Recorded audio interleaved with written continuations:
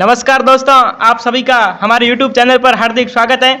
आज अपन गिरी सुमेल के युद्ध के बारे में जानेंगे। इसको जैतारण का युद्ध भी कहा जाता है, जो 1544 में लड़ा गया था। दोस्तों, राजस्थान की भूमि वैसे वीर सपूतों की भूमि रही है। यहाँ पे समय समय पर अनेक वीरों ने जन्म लिया है। राजस्थान की भूमि वीर प्रसूता भूमि रही है।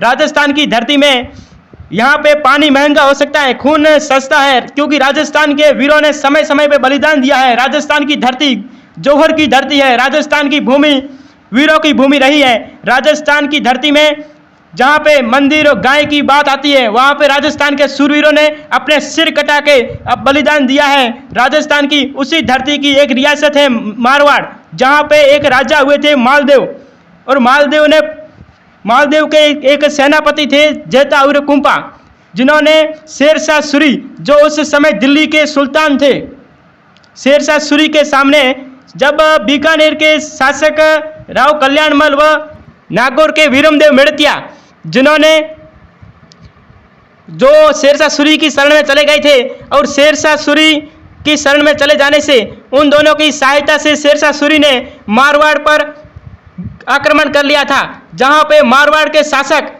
मालदेव और अपने सेनापति जेता कुंपा के साथ में गिरी सुमेल के मैदान में आकर डट गए।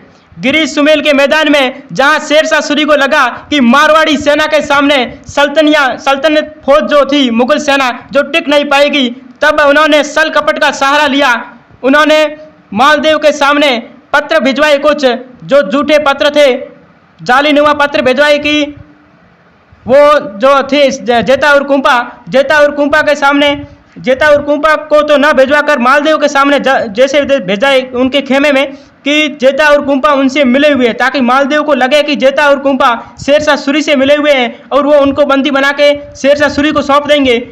तब मालदेव ने जेता और कुंपा से बिना पूछ के, मालदेव कान का कच्चा निकला और वो अपनी सेना लेके शाम को आधे से अधिक सेना लेकर के, कहते हैं कि 40,000 की फौज थी, जिसमें से मात्र 5-7 हजार सेना इनके पीछे छोड़ दी, बाकी शेष सेना निकल के मारवाड़ की ओर चल पड़ा।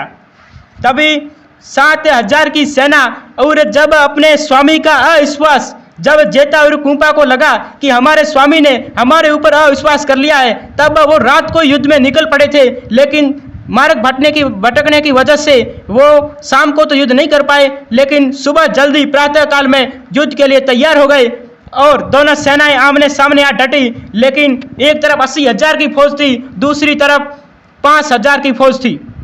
जब युद्ध होने लगा, तब ऐसा लग रहा था कि 5,000 की सेना के सामने, 80,000 की सेना के सामने 5,000 की फौज कहाँ तक टिक पाएगी। लेकिन दोस्तों, शेरशाह सूरी की ये हालत हो गई अंत में कि उनको घोड़े से नीचे उतरकर अल्लाह से भीख मांगनी पड़ी कि मुझे बचा लीजिए। जेता और कुंपा का और मारवाड़ के वीर सरदारों का इतना बड़ा साहस था कि 80,000 की सेना को धूल चटा दी। ये शेरशाह सूरी का भाग्य था कि जलाल खा जुलाली वहां पे समय पर नहीं आता तो शेरशाह सूरी की हार हो जाती, शेरशाह सूरी को पराजय का मुंह देखना पड़ता। और दोस्तों, अगर मालदेव वहां से नहीं जाते, अगर मालदेव जेता और कुंपा से मिलके और उस विचार विमर्श करके अगर अपने सेनापतियों पे भरोसा रखते, तो यह युद्ध मारवाड़ कभी नहीं हारता। लेकिन भाग्य में पराजय लिखी थी, इसीलिए मारवाड़ को यह हार भी स्वीकार करनी पड़ी।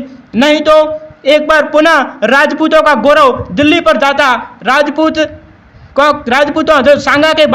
जो सांगा की हार के बाद में राजपूतों की जो गौरव घटा था, वो दोस्तों पुनः दिल्ली पर राज करता। लेकिन दुर्भाग्य था कि पुनः शेरशाह सूरी की जीत हुई, राजपूतों की पराजय हुई और मालदेव सिवाना की ओर चले गए। और दोस्तों, बाद में शेरशाह सूरी की जब मृत्यु हुई, उस समय मालदेव ने मारवाड़ और नागौर, अजमेर, इन पर पुनः अधिकार कर लिया था। इसी के साथ में जय हिंद।